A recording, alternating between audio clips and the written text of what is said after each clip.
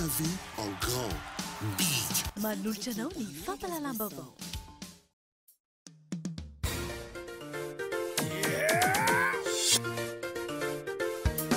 Arahinao ny fampalalam-baovao miaraka amin'ny Spaghetti Francia. Spaghetti Francia, safidiko, safidintsika. Couche mode fixe, manolotra anao ny vaovao.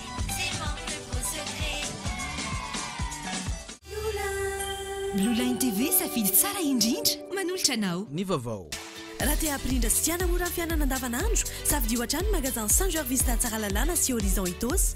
Ahitanao ireo entana ilaina amin'ny fiainana andavanandro. Arahinao ny fampalalam-baovao miaraka amin'ny magasin Saint-Georges Vista tsara lalàna sy Horizon Itos.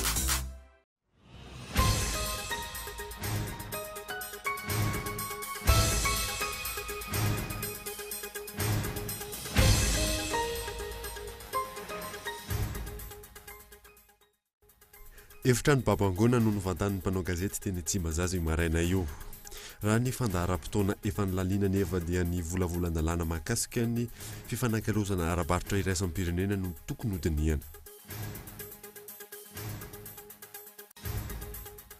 Lehilahy iray teratany karana indray no nisy nakankiriny tokony tamin'ny valora maraina teo teny Behoririka.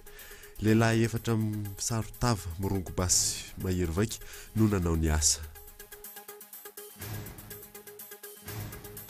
Anomboka rahampitso amin'ny 7 ora maraina ny fitokonana ataon'ny prakitra raha manerana ny nosy. Milaza ny tsy hiempotra intsony izy ireo amin'ity fitokonana ity. Manana ny fomba fijeriny ny amin'ny hoavin'ny Madagasikara ny mpanao tantara antsary malagasy. Tantara tsara izay efa manana ny toerany ihany koa eo anivon'ny fiarahamonina sy ny kolontsaina malagasy. Maresaka iraisam-pirenena any Frantsa nisy ny fivorian'ny filan-kevitry ny fandriam-pahalemana tao amin'ny lapam-panjakana Élysée io maraina io. Naneho ny fahavononany amin'ny fanatanterahana ny task force hiady amin'ny vondrona mpampiorory ny filoha frantsay. Nandidinireo arahanao afaka fotoana fohy.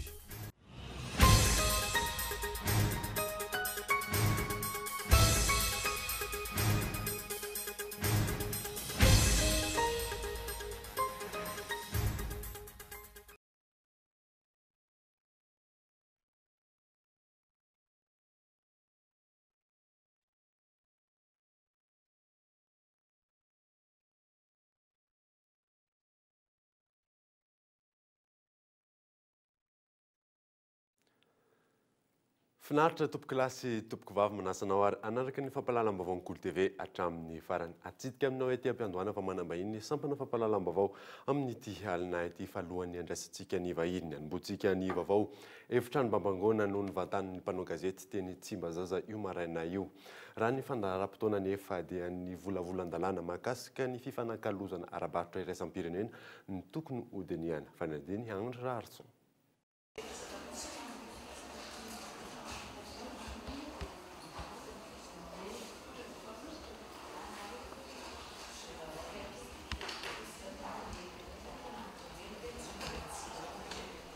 Io maraina io tamin'ny folora ny tokony adian-kevitra tao anatin'ny fivoriam-biazo ny rehetra natrehana teny Tsimbazaza ny volavolan-dalàna laharana ohatraohatra efatra tsipika 724 mikasika amin'ny fanitsinana natao tamin'ny fifanakena momba ny fifanankalozana ara-barotra iraisam-pirenena.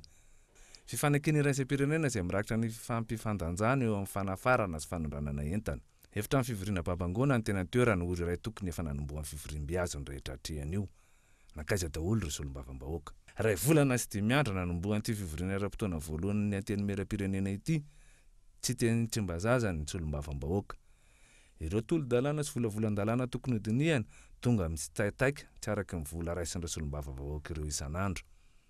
Ny fiaonana tamin'ny gouvernemanta tokony nanaraha masin'ny fiasa noravana tsotra izao, na nitsahana ny lalàna velona ka atao an-tsoratra indray hono ny valin'ireo fanontaniana anjaton'ny maro. 5 andro sisa no nanareo solombavam-bahoaka andinihana sy andaniana ny lalàna andrasana andalo eny amin'ny teny-pirenena amin'ity fivoriana ara-potoana voalohany ity. Andrasana amin'izany ny lalàna momba ny fitrandrahana renan-kibon'ny tany, ny volavolan-dalàna momba ny mpiasa-panjakana sy ny asa-panjakana, ny volavolan-dalàna momba ny indostria sy ny maro samihafa. Hitatiavana fivoriana tsy ara-potoana azoana tamin'ny karano ambony ampangindray ve ny fandinihan'ireo lalàna ireo? inona ihany koa no andrasan'ny gouvernement tranja fahatsandro volavolan-dalan'ireo dinian'ny solombavam-bahoaka mifamadika ny tanteraka ny zavatra rehetra tamin'ity repoblika faefatra ity ny solombavam-bahoaka sy loholona tokony anatina vahoaka anao tatitra aminy iandry vahoaka etsy amin'ny tranom-bokim-pirenena amin'izao mafa 7 jona ho avy izao nandritra ny fampelezan-kevitra nefa vitany niditra tena nelakelan-trano rehetra ireny hakana amin'ny fon'ny vahoaka nahoana nanao tatitra sy milaza ho ateny mera manakaiky ny vahoaka nefa etsy am-pifilono iteroterona tontolon'ny syndika kosa indray dia manohana tanteraka ny fitakiana syndikaly izay misy amin'izao fotoana izao ny confédération des syndicats et des agents de l'état malagasy araky ny fanambarana nataon'izy ireo tetsy am-pifiloha tafahoatra loatra ny fanitsakitsahana ny mpiasa-panjakana ankehitriny hoy izy ireo fanadiny andra arsantra nanambara ny sésame na ny confédération des syndicats et des agents de l'état malagasy fa manohana tanteraka ny fitakiana syndikaly izay misy ankehitriny manoloana amin'ny fanosesena ny asa ny mpiasa-panjakana mahatsiaro manana ditsy andraikitra manoloana amin'ny fisirizireny fanjakana tsy manatanteraka amin'ny PMFOP ny sésame ka mitaky ny amerenana faran'izay aingana eo asan'ny mpiasa-panjakana io amin'ny sésame dia ny fametrahana ny grille indiciaire unique sy ny fanavaozana ny volavolan-dalàna momba ny asa-panjakana izay efa tsy mifanaraka intsony amin'ny vaninandro ankehitriny ny vahaolana izahay dia manohana tanteraka ny tolona ataon'ny syndicat hafa rehetra membre ary anisan'izany ny SNAF MJS izay manao ny fitakiana manokana eto androany ny sésame dia tsy manao politika fa miady ny zony mpiasa-panjakana izay vao hitsakitsaka ankehitriny ka mahatsiaro manana didy sy andraikitra amin'ny famerenana indray ny asan'ny mpiasa-panjakana eto Madagasikara mba tena ho mpiasa-panjakana vanina sy mahavita ny andraikitra apetraka aminy dia ilaina ny manitsy ireto antoka fototra ireto ny fametrahana ny grille indiciaire unique ny fanavaozana ny volavolan-dalàna momba ny asa-panjakana izay efa tsy mifanaraka intsony amin'ny vanim-potoana iainantsika ankehitriny toy ny indemnité de logement ny volan-jaza sy ny sisa ireo ny tanisaina ireo moa dia efa natao ao anatin'ny PNFOP fa ny fanatanterahana azy sisa no mbola tsy nataon'ny fanjakana maefa an'izany ny mpiasa-panjakana ny fototry ny fampandehana ny raharaha-panjakana na aiza eran'izao tontolo izao rehefa faharofo sinoana ny mpiasa-panjakana tsisy asa-panjakana androso sy aomby rehefa olombalona ny mpiasa-panjakana dia omby ny asa-panjakana ho iatraniny sésame inona nefa maha-olombalona izay mpiasa-panjakana izay rehefa tanteraka le fitakiana le hoe grille indiciaire unique dia eo le pitsopitso ny resaka indemnité vao resaka teo raha tsy teny fotsiny efa verina foana hoe resaka indemnité io 70 000 francs na 4 sy ray alina ariary ny an'ny mpiasa-panjakana anjarantsika mandinika an'izany hoe tranona inona mety voaofan'izany izay fotsiny izany ny tiana tenenina le izy ne tsy mila famaly amina média zany fa ny conscience ny tsirairay sy ny conscience ny mpitondra no mamaritra an'izay hoe tena hiezaka ny androso marina ve tsika fa raha mpiasa-panjakana naona ohatra mampieritreitra ihany ny ampandroso an'ity firenena ity raha hoe ny anoanana mbola eritreretina sy mitaraina ho marary sy marofo ny mpiasa-panjakana mahatsiaro anjorom-bala tanteraka raha mahita ny tombontsoa manokana omena ny minisitra ohatra toy ny fiarakodia 4 roa amantelo tsy tenenina ny indemnité isan-karazany azon'izy ireo mpiasa-panjakana izay tena kitro hifaran'ny fampandehana ny raharaha-panjakana nefa sahirana tanteraka manoloana ny fiakaran'ny vidim-piainana saika isan'andro vaky izao anomboka rahampitso amin'ny 7 ora maraina ny fitokonana izay ataon'ny mpirakidrara manerana ny nosy milaza ny tsy empotra intsony izy ireo amin'ny ty fitokonana ity manoloana ny fanilikiliana sy ny famotehana tanteraka ny asan'izy ireo mangataka ny fandraisana ndraikitra faran'izay aingana avy amin'ny ministerany fitsarana ihany koa izy ireo fanampanazavana nomboka amin'ny 7 zany rahampitso zay ny fa eran'ny Madagasikara satria marobe zany zavatra tsy mety mianjady aminay ao efa ataondreo mahazatra zany hoe tsy miatrika ny enquête ny greffier tsy manao sonia ny copine mandat de dépôt dia ezahindreo havadika ho lalàna mihitsy io zavatra io amin'izao araka ny feo efa heno mandeha agny fa na misy ho lalàna io na tsisy le zavatra zany efa pratikena eto Antananarivo ho isy zany service minimum zay ihany zany no mahalala hoe tianao ataonay raha hisy rahampitso ihany koa ratsahivona ny fantatra fa anao fitokonana fanairana ny syndicat ny mpitsara eto Madagasikara Lafim-baovao hafa kosa indray dia teratany karana iray indray no nisy naka ankiriny tokony tamin'ny valora maraina teny Behoririka teny. Lehilahy efatra misarotava mirongo basy fiadina no nanao izay asa izay fanadiny mianta Randriana Evo. Nisy tôbila zay teto tôbilan'le karana. Dia le karana nivoaka avao amin'le vavahady misy anazy. Dia mivoaka izy nepita mbola tsy tonga teo amin'le tôbila izy dia efa nisy rangaray nisambotra anazy. Dia le sofiera tao anatin'le tôbila, le sofiera indray efa nisy ranga mibarazy amin'le tôbila. Dia le karana no nioraka be an'izay dia nigaga ny olona dia nitodika ny olona. Ny olona nitodika iny amin'izay izy ry zareo izy telo lahy niarana moka basy daholo. Dia mibataindry zareo le karana. Le karana niezaka nanohatra ihany fa batainy dia nakarany teo ambonin'le moto anankiroa tsy iny nanentindry zareo. Toy izay ny fitantaran'ireo nanatry maso mikasika ny fankanan-kery ny teratany karana iray teo Behoririka tokony tamin'ny valora maraina teo eo. Raha ny vaovao farany, tsy mbola nisy ny fitarainan'ny fianakaviana tonga teny anivon'ny polisy-pirenena. Tsy fantatra marina treto ilay niara-ny fankanan-keriny ity fa araka ny fitantarany manodidina trany, olona efa nahazo taona mipetraka eo Behoririka ity lasibatry ny Asanjoila ity. Efa mandeha kosa ny fanadihadiana hoy ny tompon'andraikitry ny serasera eo anivon'ny polisy-pirenena. Efa natao zany zao ny sakana manerana ny arabe eto Antananarivo, indrindra ireo mivoaka an'Antananarivo zany efa nasiana sakana. Ny anankiray ahafahana mampiena ny resaka kidnapping tsy misy afa-tsy ny fiantsoana fiaraha-miasa amin'ireo fianakaviana na amin'ireo communauté misy an'ireo teratany vahiny ireo. Izay ihany no ahafahana misoroka na ahafahana mampiena n'io resaka fankanan-keriny io. Ny zava-misy anefa tatoato ohatriny tsy dia misy izay fiaraha-miasa zay avy amin'ny fianakaviana. Raha tsy aivina, omaly no niparitaka ny vaovao mikasika ny fahafahan'ilay teratany karana zanaka mpandraharaha lehibe nisy nankan-keriny ny volana lasa teo. Mitohy hatrany araka izany ny fankanan-keriny eto amin'ny firenena ary saika teratany karana hatrany no voakasika. Taratry ny tsy fisian'ny fandriam-pahalemana eto Madagasikara ireo tranga ireo raha ny fanazavana. Ny olon-tsotra lasibatry ny fangalarana, vakitrano, aripôsy sy ny maro hafa. Ny mpandraharaha misy makan-keriny, ny mpiompy robahan-dahalo. Raha ny zava-misy anefa vita ny fitondram-panjakana ihany nandritra ny fandraisana ny francophonie farany teo, ny mandray fepetra sy ny fandriam-pahalemana toa ny fampitomboana ny mpitandro ny filaminana. Rehefa andavanandro kosa tsy tintsony ny andraikitra raisin'ny fitondram-panjakana. Nahoraka ihany koa ny filazan'ny Prime Ministre tamin'ny fananganana ny gouvernement de combat, saingy tsy hita ny ady atao amin'ny tsy fandriam-pahalemana. Ny ady atao azo ny vahoaka fiainana tsaratsara kokoa. Ady ataon'ny gouvernement tamin'ny sendika miady ny fampiarana ny tany tandalana no hita taratra ankehitriny.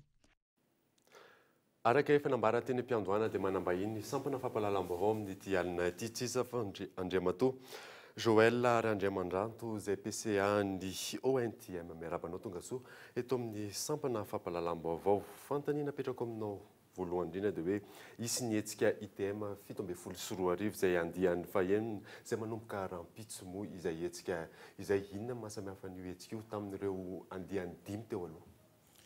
Ny mahasamihafa ny andihan'ny fahenina io raha ampitovizana amin'ny teo aloha dia ny toerana anaovana an'izany ny hetsika izany.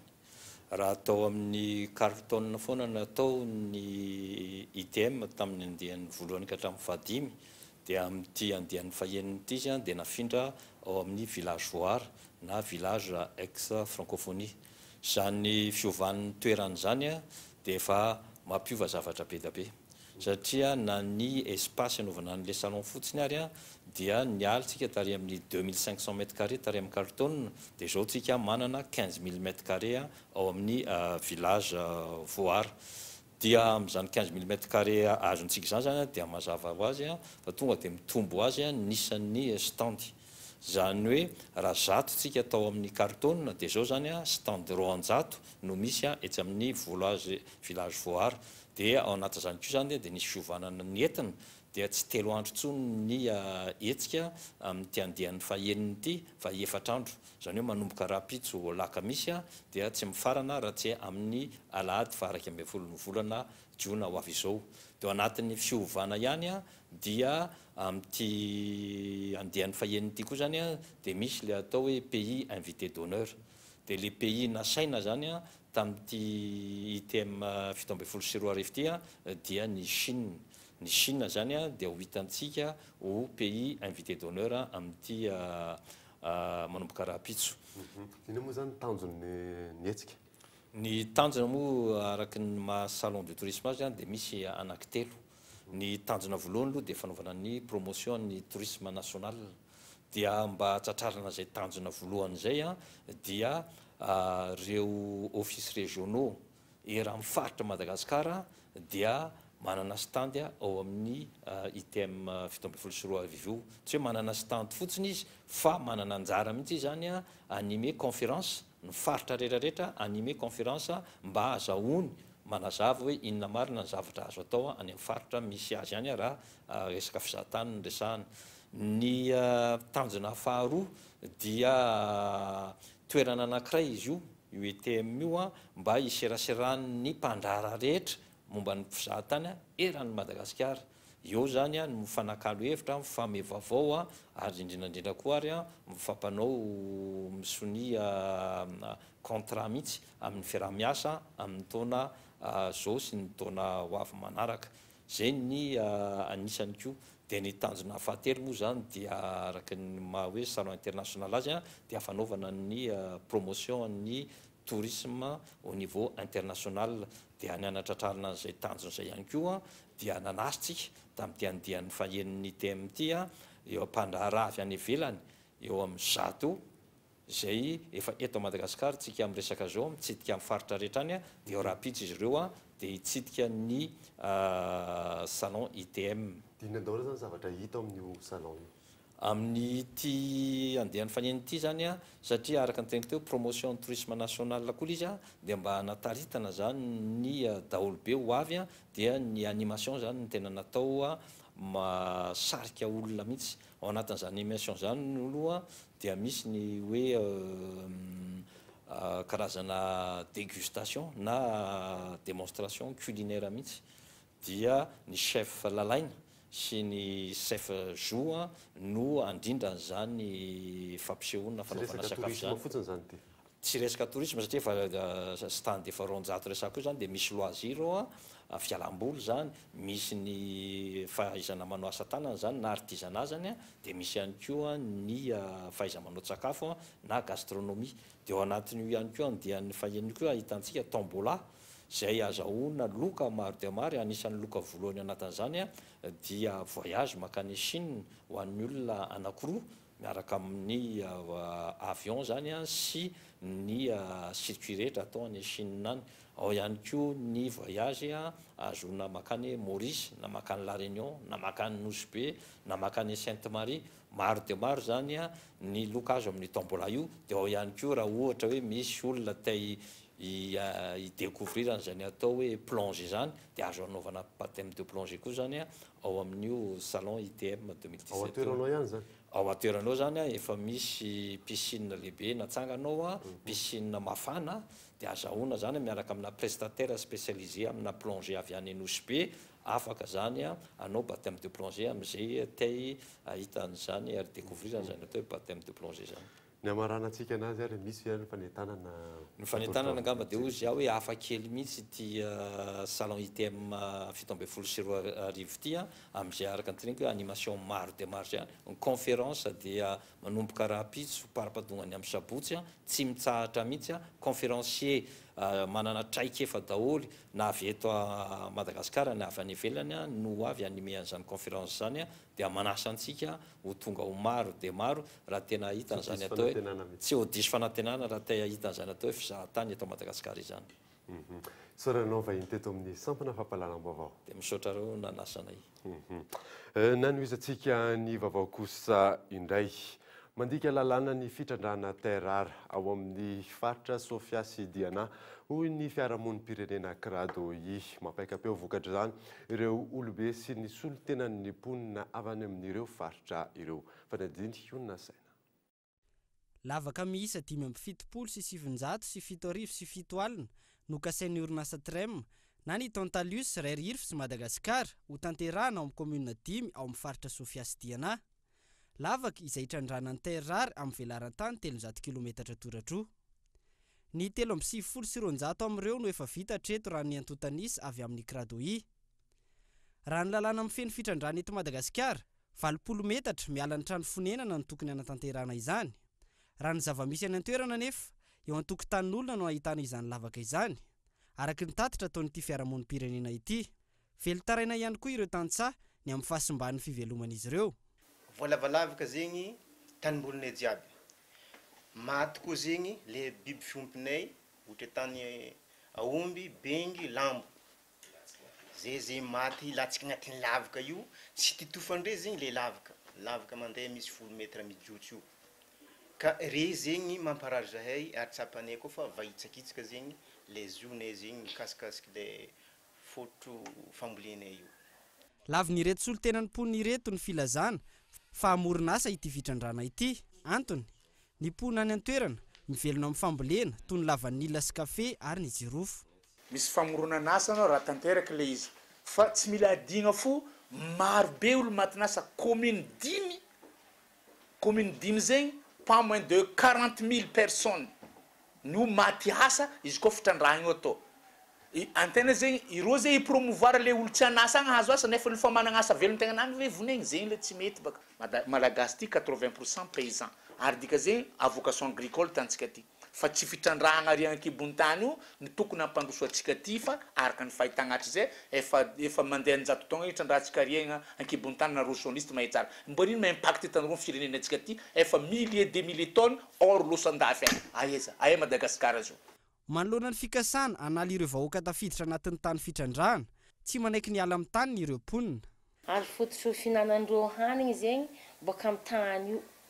Ao reo mamboly, mitsabo varindreo jiaby, magnatrika aminay any koa reo, mihinagna laoko reo zegny an-dranomasina ary velon-tegnandreo. Satria la plupart ndreo ao zegny misy tsara nandeha tany vily. Amin'ny 1800 ans zegny naviandreo ao 1700 ans, mbola faharazambenay taloha zay reo fatao.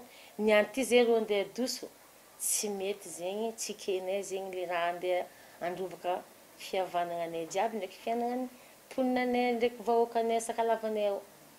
Manoloana izay olana mianjady amin'ireo mponina ao amin'ny commune 10 izay, ny ao amin'ny commune Ambali, commune Bemanefy Ouest, commune Andolontsangana, commune Antsirabe ary ny commune Angikameloka.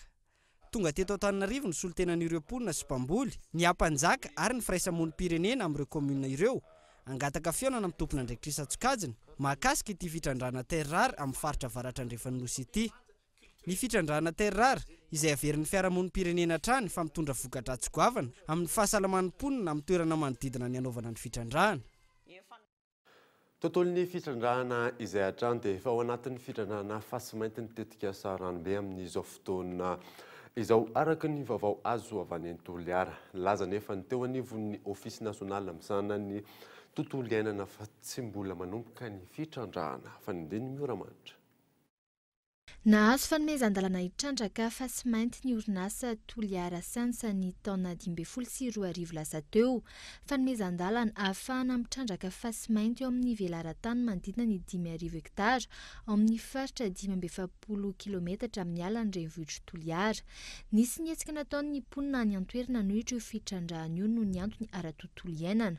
Nanamafy ny teo anivon'ny Ofisy Nasionaly misahana ny tontolo iainana fa tsy mbola manomboka ny fitrandrahana hatramin'izao.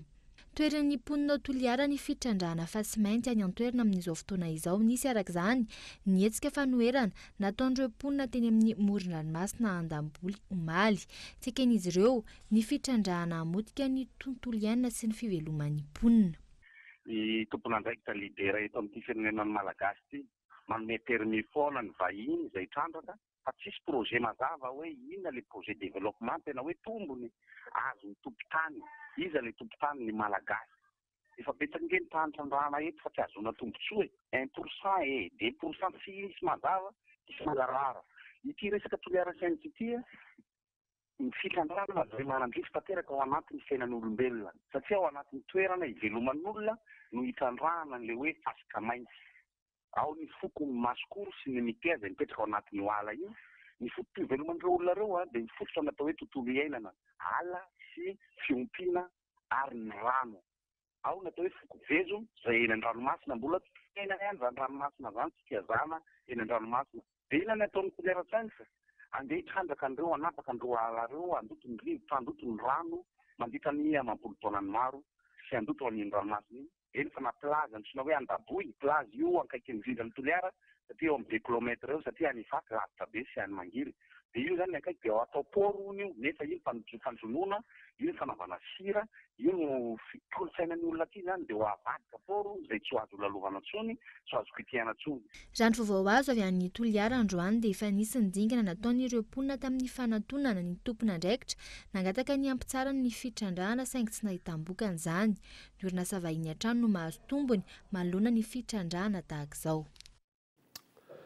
Raha ny sehatry ny herinaratra sy ny orinasam-panjakana Jirama no nasiany filoham-pirenena resaka ny tsy maintsy hisy ny fanadihadiana lalina amin'ny gaboraraka ao amin'ny resaka fitantanana tsy misy resaka kosa ankilan'izay ny olona ny fitanterana nabagabaka sy ny olona ny kompani mpitaterana Air Madagascar fanadihana.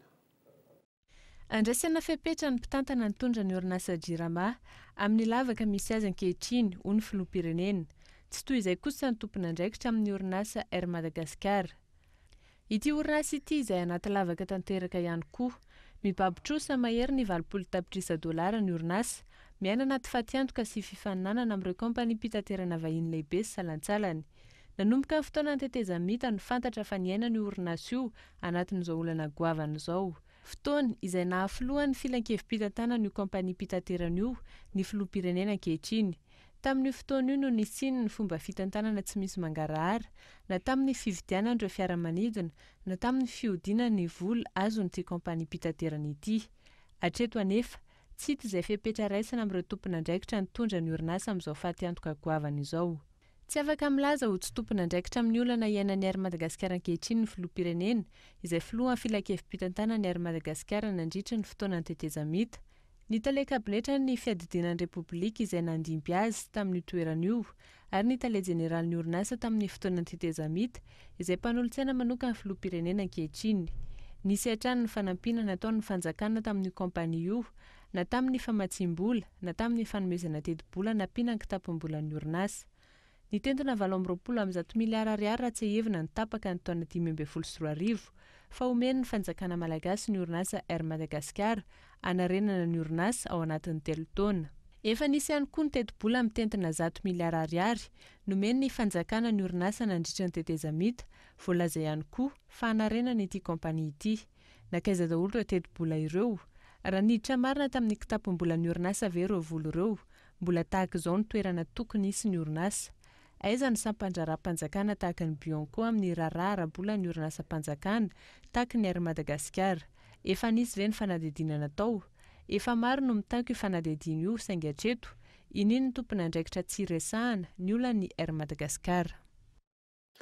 Mandidina ny resaka Air Madagascar izay hatrany dia miendra mitady eo amin'ny mpiasan'ny Air Madagascar izay nahato tamin'ny asany sy ny tompon'andraikitra eo anivon'ity orinasa ity. Nanamafy ireo mpiasa fa hisy ny hetsika izay ho ataon'izy ireo manoloana ny tsy fampiarana ny didim-pitsarana ny voaka.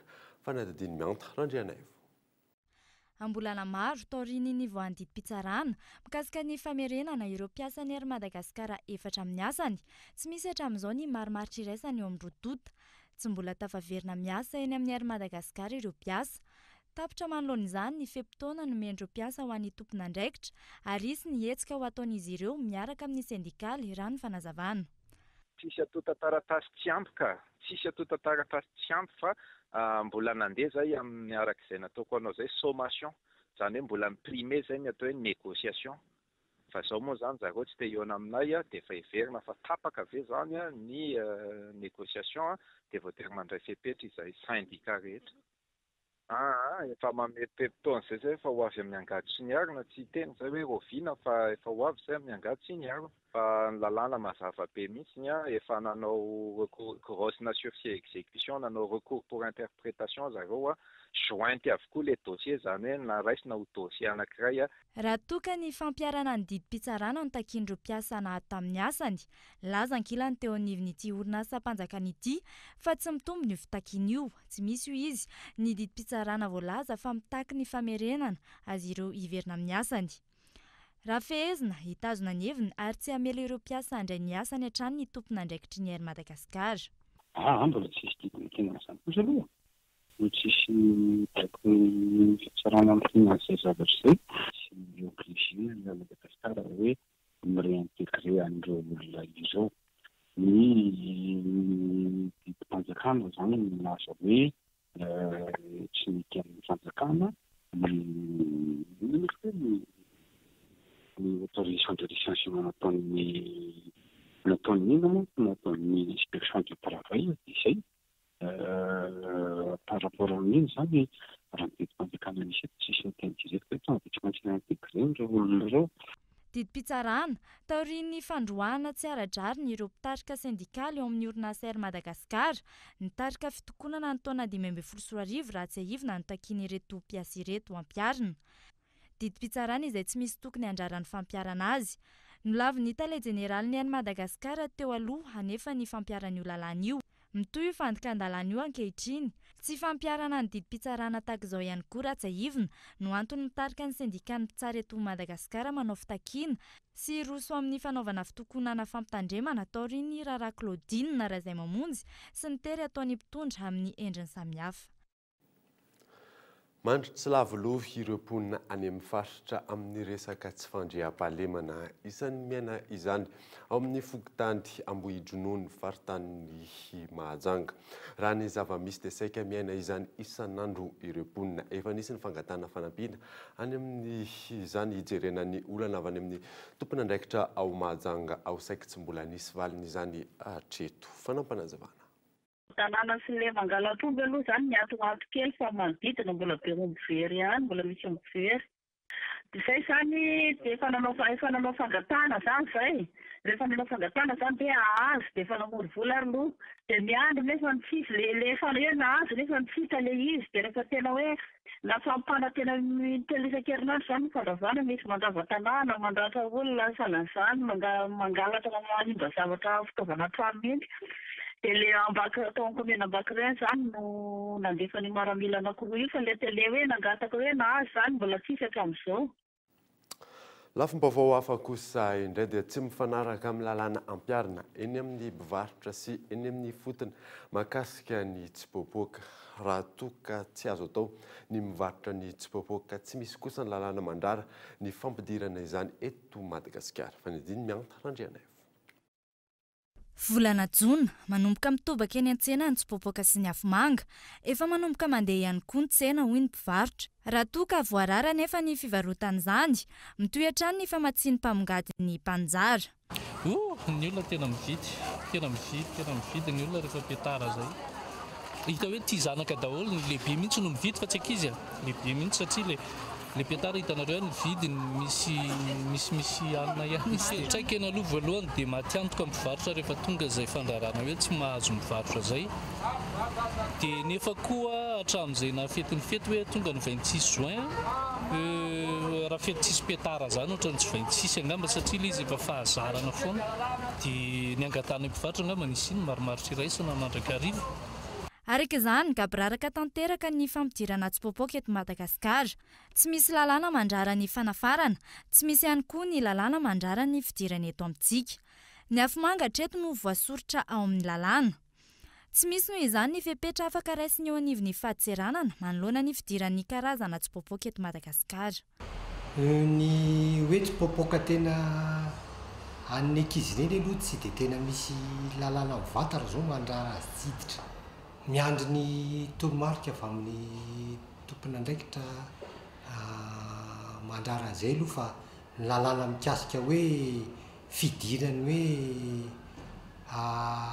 officiel mafisiko le hoe officiel tsy mbola misy voaka loatra am'izao tsy mbola nahazo instruction zany izy fa mety hoetoetin'ny olona kilalao anjaza ely le izy na any anaty rahatetana fa ny hoe tia tsy popoka miditra tsy mbola nisy kosa fanontaniana mipetraka ary ny hoe raha toka rarana ny fivarotana tsipopoka inona no antony amelana izany hiditra eto Madagasikara atao aiza avokoa ireo efa tafiditra noho ny tsy famelana ny fivarotana izany tokony fanaraka hatrany anefa ny lalàna ampiarina eto amin'ny firenena noho ny antony tsy fandriam-pahalemana no tsy ahazoana mivarotra tsipopoka miankina amin'ny fahazon-dalana avy amin'ny ministeran'ny fiarovam-pirenena ankilany ny fahafahana mampiditra afomanga tamin'ity taona ity milanja 420 taona ny afomanga nafarany fitondram-panjakana ho ampiasaina amin'izao fetim-pirenena izao. Manamba indray isika tsy izany faramatoa Yarivetsy filohan'ny komity mpikarakara ny Miss Jeunesse Madagasikara miarabanao tonga soa eto amin'ny sampana fampahalalam-baovao raha ny hitantsika ireny tany amin'ny fampahafantarana androany ny farany fisoratana anara amin'izay Miss Jeunesse Madagasikara izay ahoana zany toyan'izay toyan'ny Kastina moa zany mazava ho azy.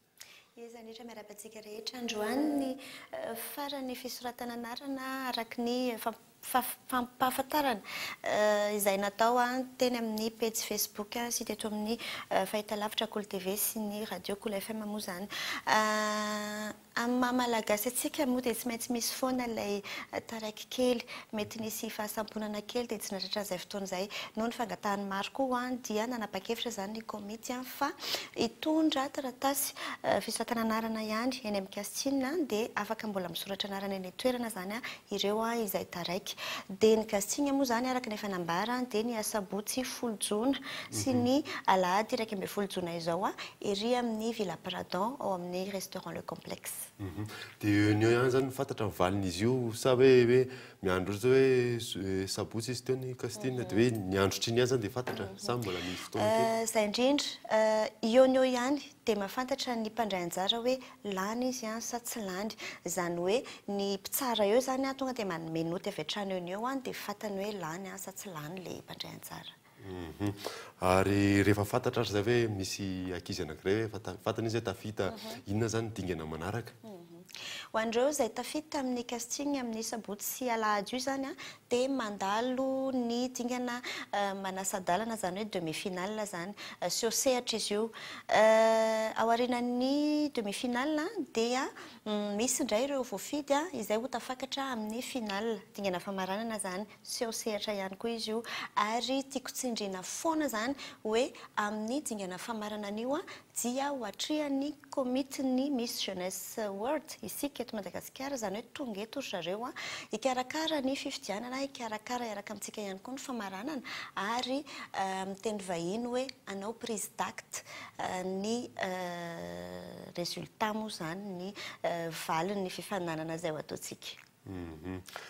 Mazava tsara amin'izay fa afaka mafisinao ary ve hoe zay ho amin'ny jerimpijerentsika sy le mbola mety taraiky kely amin'izay fisoratana anarana zay. Eny ary apatsahiviko kely hoe ho an'ireo izay mbola te handray anjara amin'ny Miss Jeunesse Madagasikara efa maromaro nareo nandefa fisoratana anarana fa ho anareo izay mbola somary taraiky na hoe izay vao tapa-kevitra dia azonareo atao ny tonga ery amin'ny Villa Pradon restaurant Le Complexe en premier étage zany dia misy mandray anareo misy taratasy afaka hisoratana anarana ary mbola afaka mandray anjara somatsara ao aorian'izay ny tsy mety tsony dia mampatsiahy farany zany ny Kastina ho andreo izay soratra anarana dia ny asabotsy izao manomboka amin'ny 7 ka hatramin'ny 5 dia ny alahady 12 Jona 7 ka hatramin'ny 5 ihany koa. Afaka misy miaraka avy ary amin'izy ho an'olona sao dia matahotra le ankizy mandeha tsy manenina mihitsy ny afaka mitondra namana mitondra fianakaviana mitondra ray aman-dreny indrindra ho andreo ankizy tsy ampy-taona dia afaka mitondra ray aman-dreny dia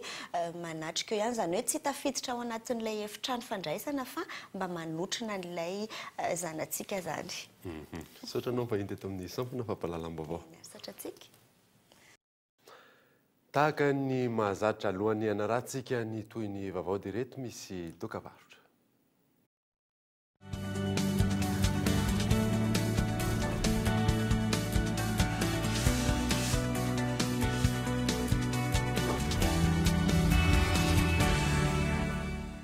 tsy mahatsahatra ny manome fahafapo anao ny magasin Saint-Georges Vista tsara lalàna sy Horizon Itosy. Ahitanao ireo entana ilaina amin'ny fiainana andavanandro tsara kalitao nefa ny amin'ny vidiny mirary. Hitanao eto avokoa ireo karazana appareil électroménager izay manamora ny asa ao an-tokantrano ao. Ny réfrigérateur sy congélateur maro azo isafidianana tsara.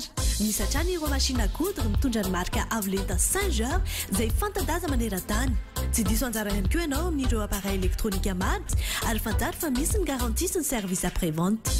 Magasin Saint-Georges Vista tsara lalàna, Saint-Georges Vista Horizon Itos, représentant officiel des marques Saint-Georges et Vista.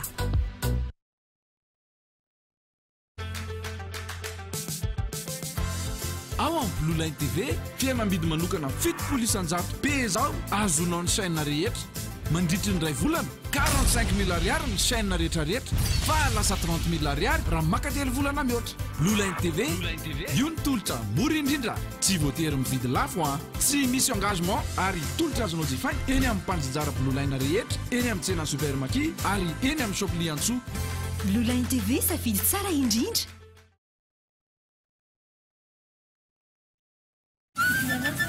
Sady vola vao mafana be mihitsy izy kosa misongona dadabe zanonako ary ahoana ny tovolahy nyamoko vola efatra azafady eo ary hiafy manaony ianao atao menakely na ono aky fa ahoana kindry malafo mofo petape ohatra zao tsy ambara telo lovaiko tamin'ny bebe ako kia Safasdan tsy ambara telo ny fahombiazana.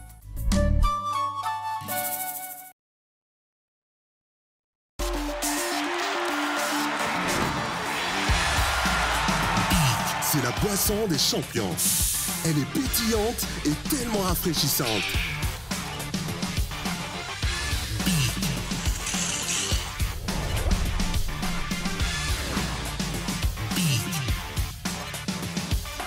Big, c'est tout simplement la boisson parfaite pour toute la famille.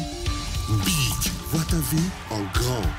Big. Fabriqué par Malagas Boisson.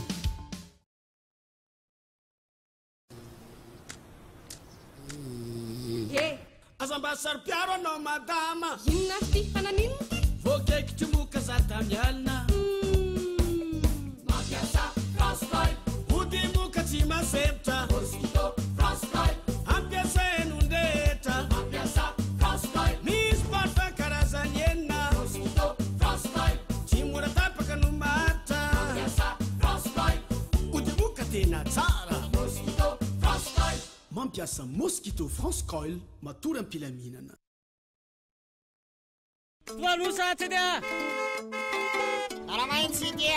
Maro namatsika ny tena te olo-pirenena afaka. Izany hoe olo-pirenena manana ny zony sy manefa ny adidiny amin'ny tenany sy amin'ny fiarahamonina. Raha mba fata mantsy fa tsy afaka mamindra haingana. Manana olana nefa izy ireny amin'ny fivezivezeny satria mety tsy mahita na tsy mahare na koa misy olana amin'ny vatana sy ny sainy. Mbola manahirana ireny namantsika ireny ny fitaovam-pitaterana ampiasaina eto amintsika. Isika mpiara-monina koa moa manao izay mahamenatra azy matetika.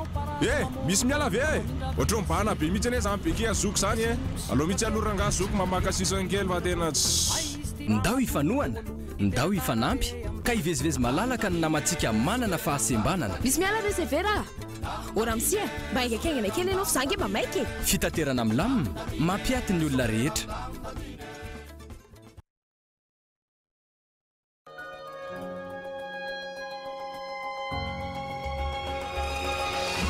Miasa mafy aho hitsinjovako ny akohonako.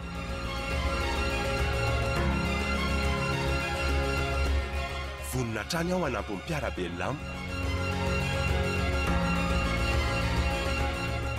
Lavitra sarotra ny lalako fa tsy manana iay aho. Fa ny tena mahafaly indrindra dia miona amin'ny ankohonako. Rehefa voahary tsara mantsy ny moterako dia lavorary ny diako. Ary tsy miasa rery aho rehefa miaraka amin'ny Shell Rimula. Shell Rimula, lay menaka miasa mafy toa anao.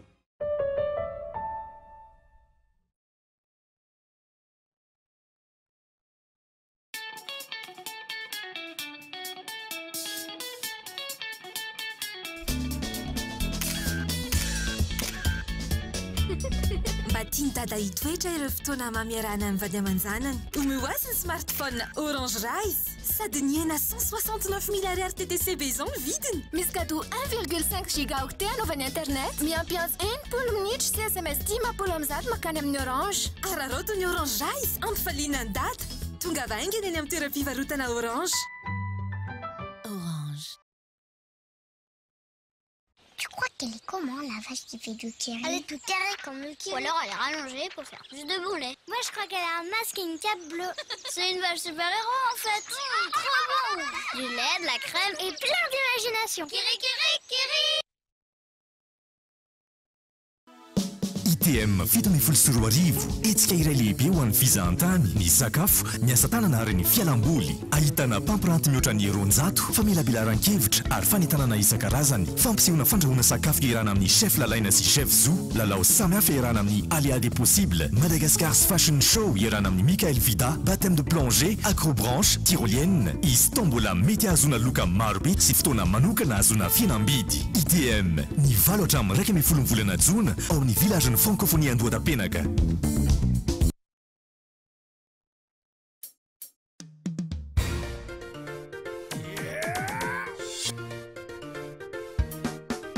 Spaghetti tena matsiro. Spaghetti français. Mora vidy tsara qualité. Spaghetti français. Tsy mirekirekitra, mora andrahoana, mitombo tsara, mora masaka, avitana karazan-tsakafo. Spaghetti français. Mampire antsika jiaby. Spaghetti Francia, safidiko, safidintsika.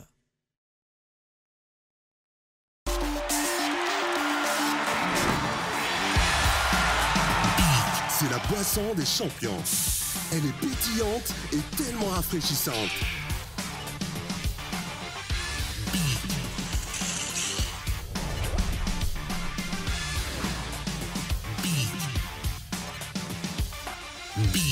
C'est tout simplement la boisson parfaite pour toute la famille.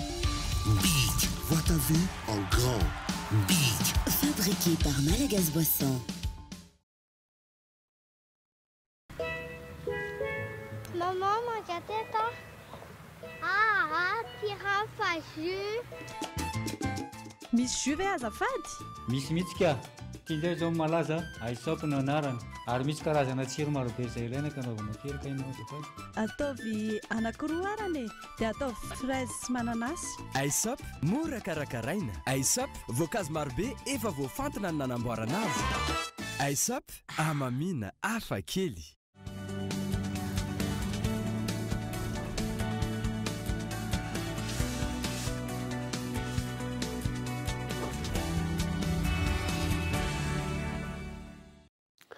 Miverina eto amin'ny fampalalam-baovao isika manana ny fomba fijeriny ny amin'ny hoavin'ny Madagasikara ny mpanao tantara atsary malagasy tantara tsara izay efa manana ny toerany ihany koa eo anivon'ny fiarahamonina sy ny kolontsaina malagasy. Iona saina.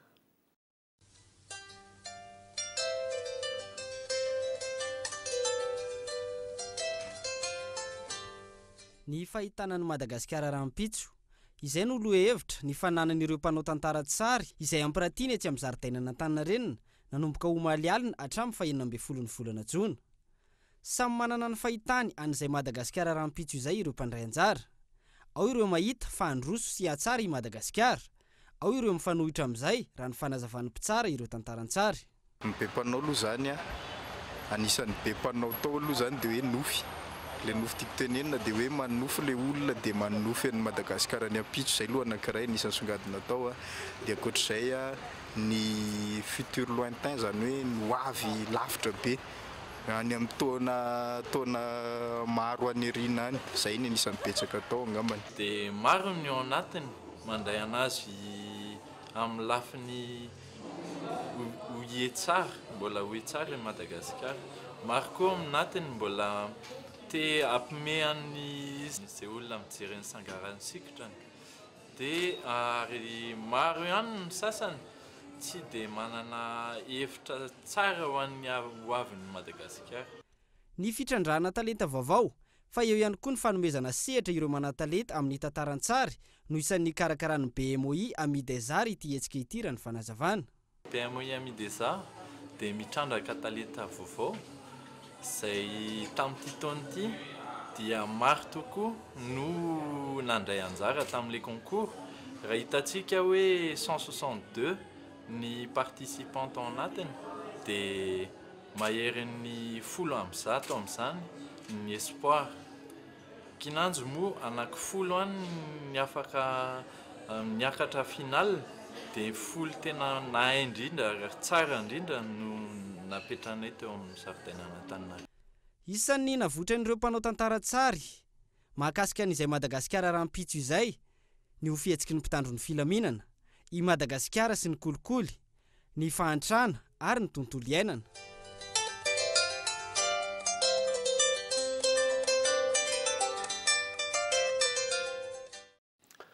Tonga kosa ny tolotra vaovao amin'ny paraboly Madagasikara, tsy misy ny fifamatorana ary maimam-poana ny décodeur sy ny fametahana izany. Izay no natao ho fanomezana fahafampo ireo mpanjifa. Io no nasaina hatrany.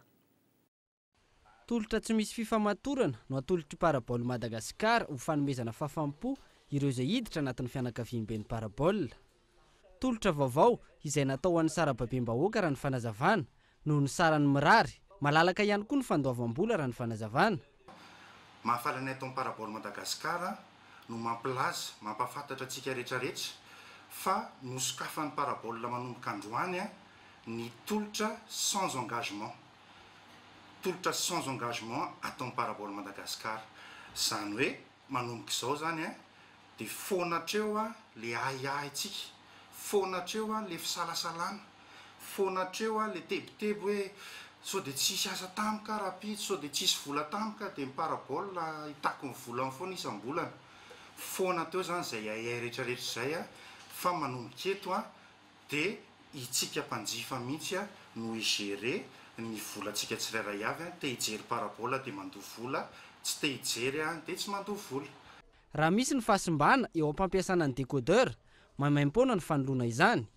Ny bokia atolotry ny parabola izay mora indrindra eto Madagasikara ho hiatrany ny fanazavana. Le sans engagement io ny matériel amin'ny parabola dia sady tsy vidinareo, tsy mividinareo zany sady tsy manofinareo fa maimaim-poana ny matériel amin'ny paraboly Madagasikara. Rehefa misy ny fahasimbany dia tsy ho takianay frenareo hoe mila mividy indray nareo vao amenay solony, fa maimaim-poana ihany koa no anaovanay ny échange an'le décodeur any amintsika any amin'ny fotoana izay mahasimba azy zany narovinina nanovininareo mbola atao parabola manjifa parabola ka simba ny décodeur anareo dia maimaim-poana no anaovanay ny échange ny décodeur anareo. Tsika zany mbola afaka miteny fa ny parabola mora indrindra raha eto Madagasikara amin'ny resaka abonnement. Ankoatry ny maimaim-poana ny décodeur sy ny fametahana azy, mahazo iray volana maimaim-poana ihany koa ireo mpanjifa misafidy ny parabola raha mampiasa izany mandritra ny 3 volana. Tonga ny mpanjifa amin'ny paraboly Madagasikara ho afa-po foana zany dia izahay dia manome fanomezana, izany hoe après 3 mois zany nareo ohatra tsy tapaka mihitsy ny abonnement, tonga le 4e mois dia omena nareo maimaim-poana indray ny chaîne rehetrarehetra. Rehefa tonga amin'ny fotoana io dia mivady daholo indray dia chaîne rehetra ao anatin'le bouquet idéo, izay bouquet tsara indrindra atao amin'ny paraboly Madagasikara. Rehefa tonga eo amin'ny volana faha-4 zany nareo. Zay. Manomboka amin'ny 7 sy 2 alina ariary ny bouquet antsoina hoe start izay azahoana chaîne maherin'ny 30 ary 5 sy 9 alina sy 1 ariary ny bouquet idéo izay azahoana chaîne 10 ao amin'ny paraboly Madagasikara. Vaovao ara-panatanjahantena kosa indray dia andro ray sisa dia hifarana ny fifaninanana eo anivon'ny ligue Naramanga taranja baolina kitra sokajy division voalohany. Androany no miditra tamin'ny andro 17 ny fifaninanana teny fikanjany Carion. Fanindintany lahy Ratondrarson. Araka ny efa fantatry ny ekipany LGco Plus tompony ny anaram-boninahitra ny taona 14 no isalotra indray ity andiany ny taona 17 ity na dia mbola isy lalao iray aza maritra izany. Ekipa telo kosa no mbola miady ny laharana faharoa. Ny tana formation laharana faharoa manana isa 1 mitovy amin'ny ASADMA laharana fahatelo ary Kosfa laharana faha-4. Tsara ny mampatsiafa ireo ekipa roa voalohany no isolitena Naramanga amin'ny fiadinan'ny tompon-daka ny Madagasikara eo amin'ny sokajy division voalohany ity. Nitoy androany tany amin'ny Kianjankary ny fifaninanana ary niditra tamin'ny andro 17 mialohan'ny farany. Lalao telo no nisantatra izany. Anisan'ny vokatra nisongadina nefa tsy mahagaga firy ny nanamotsana ny volomboasary ny AS Sabnam tamin'ny isa 10 Mama FC nandavy ny Cospienne tamin'ny isa 4 voatazo ny Uska Foot tamin'ny isa 2 kosa ny Kosfa. Mbola itora ampitsy moa izany andro 17 izany izay ho atao any amin'ny Kianjankary hatrany. Maresaka iraisam-pirenena kosa indray dia any Frantsa nisy ny fivorian'ny filan-kevitry ny fandriam-pahalemana natao amin'ny lapam-panjakana Élysée io maraina io. Naneo ny fahavononany amin'ny fametrahana ny task force iady amin'ny vondrana mpampirory ny filoha frantsay. Fandina eo amin'ny sarin'ny France 24.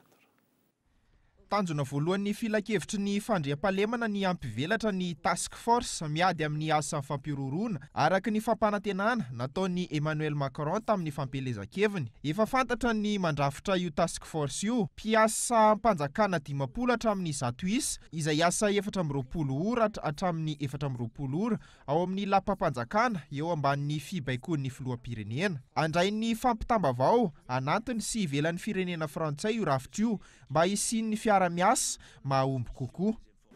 C'est qu'il y ait une bonne transmission des informations.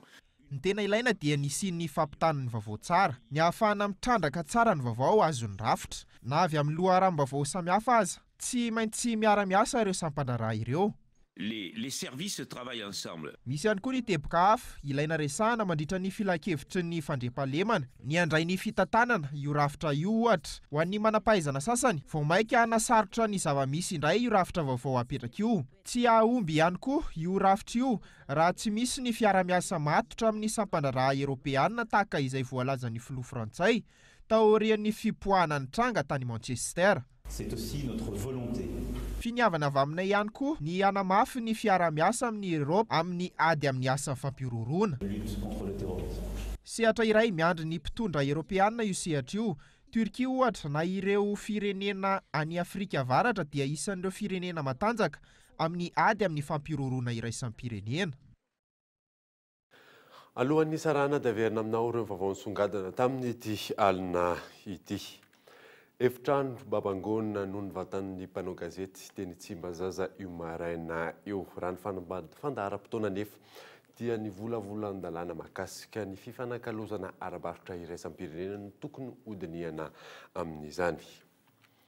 Lehilahy teratany karana iray indray no nisy nankankeri ny tokony tamin'ny 9 ora maraina teny Beoririka. Lehilahy efatra misarotava mirongo basy fiadina moa no nanao izay asa izay. Ary farany moa dia hanomboka rahampitso amin'ny 7 ora maraina ny fitokonana izay ataon'ny prakitra raha manerana ny nosy torak'izay ihany koa ny eo anivon'ny SMM. Ty izay mamarana ny vaovao tamin'ity alina ity. Ankasitrany ianao nanaraka izany soava mandry daholo tompoko.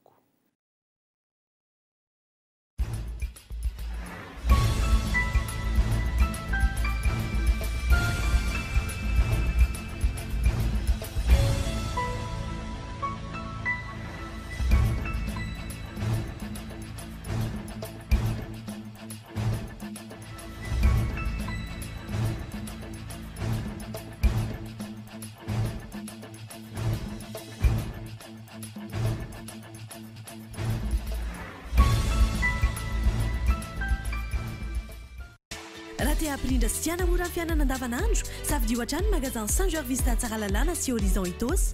Ahitanao ireo entana ilaina amin'ny fiainana andavanandro. Ny fampahalalam-baovao ny arahanao tamin'ny magasin Saint-Georges Vista Tsaralalàna sy Horizon Itos.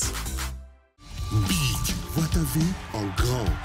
Big. Nanolotra anao teo ny fampahalalam-baovao.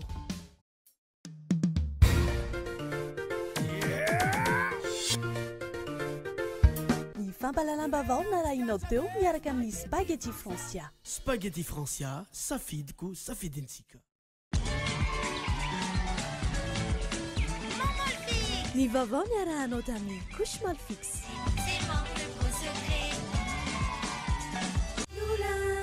Blue Line TV safidy tsara indrindra nanolotra anao teo. Ny vaovao